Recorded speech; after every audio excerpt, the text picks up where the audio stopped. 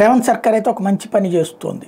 ఉద్యోగాలు లేక అల్లాడుతూ అసలు నిధులు, నీళ్లు, నియామకాలు ఈ మూడిటి మీద వచ్చినటువంటి తెలంగాణ రాష్ట్రంలో రిటైర్ అయినటువంటి ఉద్యోగులకి మళ్ళీ ఉద్యోగాలు ఇస్తూ కొత్తగా ఉద్యోగాలు కావాలనుకుంటున్న నిరుద్యోగులని మాత్రం మోసం చేస్తూ టీఎస్పీఎస్సీ పేరుతో ఎలక్షన్లప్పుడు కూడా నాటకాలు ఆడి ఎట్టకేలకు ప్రజలందరూ ఆగ్రహంతో ఉన్నటువంటి సందర్భంలో కూడా పరీక్ష లీకేజీల పేరుతో కాలక్షేపం చేసి ఒక్క నియామకము చేయనటువంటి కేసీఆర్ సర్కార్ గద్దె దిగితే ఇప్పుడు ముందుగా అయితే ఇంకా అట్లాంటి పరీక్షలకు సంబంధించినటువంటిది అయితే ఏమీ ఫైనల్ చేయలేదు. కానీ రేవంత్ సర్కార్ ముందుగా ఒక మంచి పని చేస్తుంది. ఎవరైతే ఇట్లాగ గతంలో ఉద్యోగాలు చేసి రిటైర్ అయ్యాక అదే పొజిషన్స్లో వేరే టెంపరీ బేసిస్ మీద ఉద్యోగాలు చేస్తున్నారో వాళ్ళ లిస్టు తీసుకుంటోంది. వాళ్ళందరినీ తొలగించే ప్రక్రియకి శ్రీకారం చుడుతోంది.